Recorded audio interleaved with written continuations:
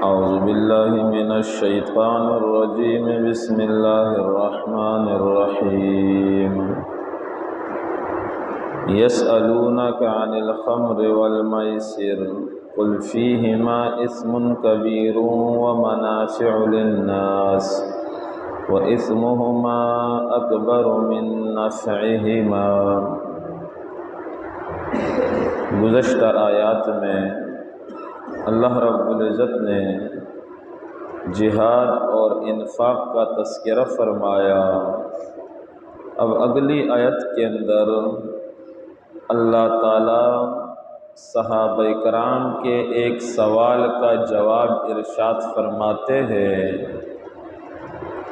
حضرت عمر اور حضرت معاذ بن جبل رضی اللہ تعالیٰ عنہما نے نبی علیہ السلام سے سوال کیا کہ آپ ہمیں شراب اور جوئے کے بارے میں فتویٰ دے دیجئے۔ اللہ رب العزت نے یہ آیت کریمہ نازل فرمائی۔ شراب کی حرمت کا جو حکم آیا ہے یہ بالترتیب آیا ہے، ایک ساتھ فوراً اللہ تعالیٰ نے شراب کو حرام نہیں کیا۔ پہلی آیت جو شراب کے بارے میں نازل ہوئی، وَمِن ثَمَرَاتِ النَّخِيلِ وَالْأَعْنَابِ تَتَّخِذُونَ مِنْهُ سَكَرًا وَرِزْقًا حَسَنًا۔ اللہ فرماتے ہیں کہ تم کھجور اور انگور سے بناتے ہو نشاور چیز اور رزق حسنہ بھی ہے۔ تو پہلی آیت کے اندر اللہ تعالیٰ نے شراب چھوڑنے کا مشورہ دیا اور کراہت ناپسندیدہ ہونے کی طرف اشارہ فرمایا۔ اس کے بعد حضرت عمر اور معاذ بن جبل رضی اللہ تعالیٰ عنہ نے سوال کیا کہ اللہ کے رسول، یہ جوا اور یہ شراب دونوں ایسی چیزیں ہیں جو مال اور عقل کو تباہ کر دیتی ہے، آپ اس کے بارے میں ہمیں فتویٰ دیجئے۔ تو دوسری آیت جو شراب کے بارے میں نازل ہوئی وہ یہی سورۃ بقرہ کی آیت 219 ہے، یسألونک عن الخمر والمیسر۔ اس آیت کے اندر بھی چھوڑنے کا حکم نہیں آیا بلکہ کراہت کی طرف اشارہ کیا۔ اس کے کچھ فوائد بھی ہیں لیکن اس کے مضرات نقصانات بہت زیادہ ہیں۔ اس کے بعد حضرت عبد الرحمن بن عوف رضی اللہ تعالیٰ عنہ نے صحابہ کی دعوت کی اور لوگوں نے کھانا کھایا، کھانے کے بعد شراب پی لی، اور پھر کسی نے حضرت عبد الرحمن بن عوف رضی اللہ تعالیٰ عنہ کو امامت کے لیے آگے کیا۔ آپ نے مغرب کی نماز پڑھائی تو لا اعبد ما تعبدون کی جگہ سورۃ کافرون پڑھی اور ہر جگہ اعبد ما تعبدون پڑھا۔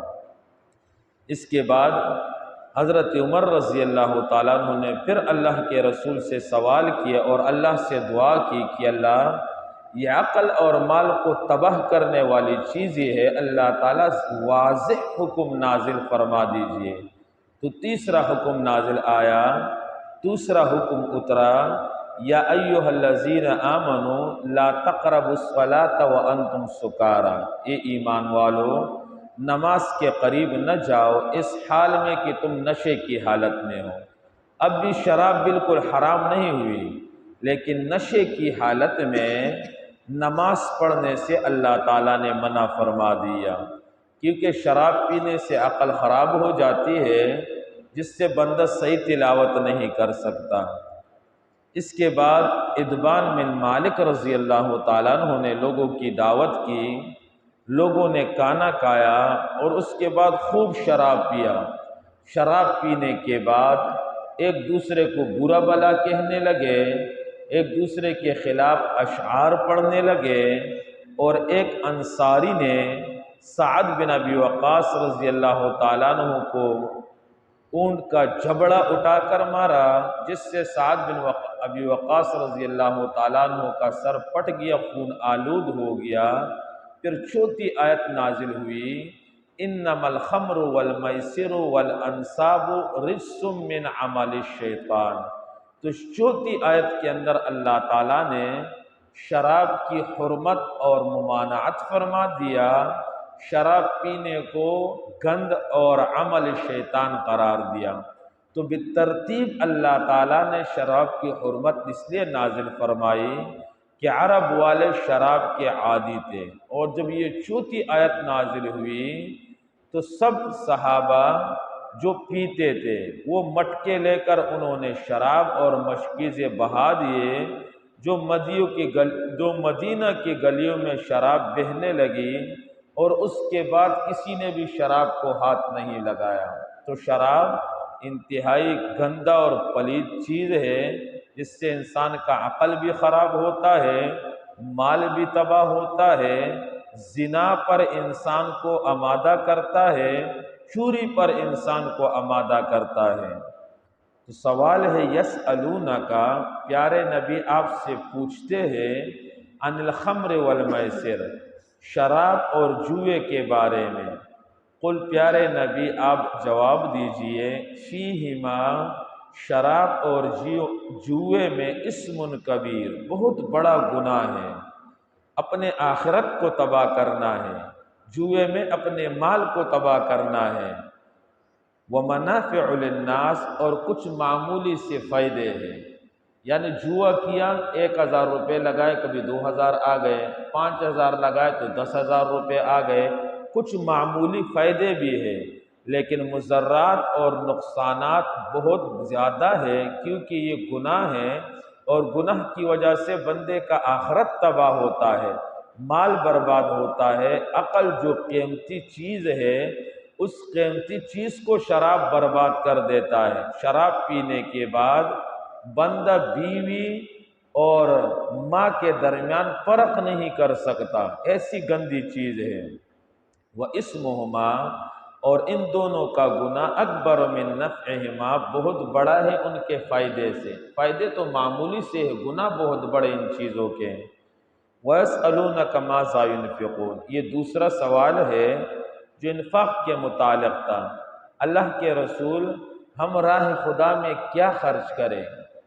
تو اللہ تعالیٰ نے یہ آیت نازل فرمائی، اصل تو یہ ہے کہ بندہ اپنا سارا مال اللہ کے راہ میں لگا دے، کیونکہ بندہ کی آخرت کی جو زندگی ہے وہ دائمی ہے، ہمیشہ کی زندگی ہے، لیکن اللہ تعالیٰ بندے کی ضرورتوں کو بھی دیکھتا ہے۔ اس لیے پیارے نبی آپ ان سوال پوچھنے والوں سے کہیے العفو، جو ضرورت سے زائد ہے وہ مال اللہ کے راستے میں خرچ کرو۔ کذالک یبین اللہ لکم الآیات، اسی طرح اللہ کریم کھول کر بیان کرتا ہے تمہارے سامنے آیات، لعلکم تتفکرون، تاکہ تم دنیا اور آخرت میں غور اور فکر کرو، عقل سے کام لو، ایسا کام کرو جو تمہارے لیے دنیا کے اندر بھی نفع بخش ہو اور آخرت کے اندر بھی مفید ہو، اور ایسے عمل سے، ایسے قول سے، ایسے عقیدے سے بچو جو دنیا کے اندر بھی نقصان دہ ہے اور آخرت کے اندر بھی نقصان دہ ہے۔ وَيَسْأَلُونَكَ عَنِ الْيَتَامَى، صحابہ کے سوالات کا تذکرہ چل رہا ہے۔ صحابہ اللہ کے رسول سے عرض کرنے لگے، اللہ کے رسول ہمارے گھروں میں یتیم ہیں، ہمیں تو ڈر ہے کہ یتیم کا مال کھانا ایسا ہے کہ جیسے جہنم کے انگاروں کو اپنے پیٹ کے اندر ڈالنا، تو کیا ہم ان کے کھانے کو الگ کریں، یتیموں کے مال سے یتیموں کے لیے کھانا پکائے، یعنی ان کا کھانا الگ ہو، ان کا خرچ الگ ہو، یا ان کا کھانا پینا ہم اپنے کھانے پینے کے ساتھ ملا سکتے ہیں؟ اللہ رب العزت نے یہ آیت نازل فرمائی، دونوں صورتوں کی اجازت ہے، یعنی جس طرح جس صورت میں یتیم کو زیادہ فائدہ ہو اسی طریقوں کو تم اختیار کرو۔ اگر ایک یتیم بچہ ہے اس کے لیے ناشتہ الگ بنتا ہے، ظہر کا کھانا الگ بنتا ہے، رات کا کھانا الگ بنتا ہے، تو اس پر خرچہ بہت آئے گا۔ اگر اس ایک یتیم بچے کے کچھ پیسے گھر والوں نے اپنے پیسوں کے ساتھ ملائے، یہ 10 افراد ہے، ایک بچہ یتیم ہے، 11 افراد کا جتنا خرچ ہوتا ہے تو ایک فرد کا خرچ یتیم پر لگا دیا، تو اس میں یتیم کا بھی فائدہ ہے، اور جو یتیم کی خدمت کرنے والے ہیں ان کو بھی تکلیف سے بچانا ہے کہ ایک یتیم کے لیے الگ ناشتہ پکے، الگ سالن پکے، الگ روٹی پکے، گھر والے ساتھ میں ان کا سالن پکائیں گے تو وہ بھی تکلیف سے بچ جائیں گے، یتیم بھی نقصان سے بچ جائے گا۔ تو اللہ تعالی ہمیں سہل اور آسانی والے احکامات دیتے ہیں، ورنہ اللہ عزیز اور غالب مشکل حکم بھی دے سکتے تھے، لیکن اللہ نے رحم کیا، آسان حکم ارشاد فرمایا۔ وَيَسْأَلُونَكَ عَنِ الْيَتَامَى، اور سوال کرتے ہیں آپ سے یتیموں کے بارے میں، قل پیارے نبی آپ کہہ دیجئے اصلاح لہم خیر، ان کی اصلاح بہتر ہے، ان کی خیر خواہی بہتر ہے، یعنی جس طریقے کے اندر یتیموں کا فائدہ ہو وہی طریقہ اختیار کرو۔ وَإِن تُخَالِطُوهُمْ، اگر تم اپنا مال ملاؤ ان کے ساتھ، فَإِخْوَانُكُمْ، وہ تمہارے بھائی ہے، وَاللَّهُ يَعْلَمُ الْمُفْسِدَ، اللہ رب العزت فسادی کو جانتا ہے کہ کس آدمی کی نظر یتیم کے مال پر ہے، من المصلح، اور اصلاح خیر خواہی کرنے والے کو بھی جانتا ہے کہ جس کا عقیدہ ٹھیک ہے، نیت ٹھیک ہے، خدا ترس آدمی ہے کہ یہ چھوٹا معصوم بچہ ہے، اس کا والد نہیں ہے، ہمیں اس کے مال پر ڈاکہ نہیں ڈالنا چاہیے، کل یہ بھی ہو سکتا ہے کہ میں مر جاؤں اور میرے چھوٹے چھوٹے یتیم بچے بچ جائے، تو جیسے میں چاہتا ہوں کہ ہر آدمی میرے یتیم بچے کے سر پر ہاتھ رکھ کے اس کی خیر خواہی کرے، دیکھ بھال کرے، تو اسی طرح ہمیں بھی چاہیے کہ ہم دوسرے کے یتیموں کا خیال رکھیں۔ تو اللہ تعالیٰ خدا ترس نیک آدمی کو بھی جانتا ہے، فسادی کو بھی جانتا ہے کہ جس کے یتیم کے مال پر نظر ہے، 5 خرچ کرتا ہے، وہ بیچارہ چھوٹا ہے تو 50 شمار کر لیتا ہے، اس کا مال کاروبار میں لگاتا ہے، نفع لاکھوں کا آتا ہے تو بیچارے یتیم کو ہزاروں دیتا ہے۔ تو خدای پاک کی نظر ہے کہ جو فسادی ہے اسے بھی جانتا ہے، جو نیک ہے اسے بھی جانتا ہے۔ وَلَوْ شَاءَ اللَّهُ لَأَعْنَتَكُمْ، اور اگر اللہ چاہتا البتہ تمہیں مشقت میں ڈالتا۔ ان اللہ عزیز حکیم، یقیناً اللہ تعالیٰ زبردست ہے، طاقت والا ہے، سارے مخلوق زیر دست ہے۔ یتیم کے ساتھ ظلم نہ کرنا، مظلوم پر، غریب پر، فقیر پر ظلم نہ کرنا، چاہے تم کتنے طاقتور ہو، قوت والا ہو، لشکروں والے ہو، اللہ تعالیٰ کے طاقت کے سامنے سارے ہیچ ہے۔ اگر تم ظلم کرو گے تو اللہ پکڑ لے گا، اور جسے اللہ پکڑے اسے ساری مخلوق اللہ کے پکڑ سے بچا نہیں سکتی۔ لیکن دوسری صفت لائے حکیم، اللہ حکمتوں کا بادشاہ ہے، ظالم کو فوراً ظلم پر، مجرم کو فوراً جرم پر، مشرک کو فوراً شرک پر پکڑتا نہیں ہے، مہلت دیتا ہے کہ عقل کو استعمال کرے اور باز آ جائے۔ اللہ رب العزت مجھے اور آپ کو سمجھنے کی، عمل کرنے کی توفیق نصیب فرمائے۔ یسألونک عن الخمر والمیسر، پوچھتے ہیں آپ سے پیارے نبی عن الخمر، شراب کے بارے میں، والمیسر، اور جوئے کے بارے میں۔ قل پیارے نبی کہہ دیجئے فیہما، ان دونوں میں اسم کبیر، بڑا گناہ ہے، ومنافع للناس، اور کچھ معمولی فائدے ہیں لوگوں کے لیے، وَإِثْمُهُمَا، اور ان دونوں کا گناہ اکبر، بہت بڑا ہے، من نفعہما، ان کے فائدے سے۔ وَيَسْأَلُونَكَ، اور پوچھتے ہیں پیارے نبی آپ سے، ماذا ينفقون، کیا کچھ خرچ کرے۔ قل پیارے نبی جواب دیجئے العفو، جو ضرورت سے زائد ہو خرچ کرو، کذالک، اسی طرح، یبین اللہ، کھول کر بیان کرتا ہے اللہ تمہارے سامنے احکامات، لعلکم تتفکرون، تاکہ تم غور اور فکر سے کام لو، فی الدنیا والآخرہ، دنیا اور آخرت میں۔ وَيَسْأَلُونَكَ، اور پوچھتے ہیں پیارے نبی آپ سے، عن الیتامی، یتیموں کے بارے میں۔ قل پیارے نبی کہہ دیجئے اصلاح لہم، ان کی خیر خواہی خیر، بہتر ہے۔ وَإِن تُخَالِطُوهُمْ، اگر تم ملاؤ ان کو اپنے ساتھ، فَإِخْوَانُكُمْ، پس وہ تمہارے بھائی ہے۔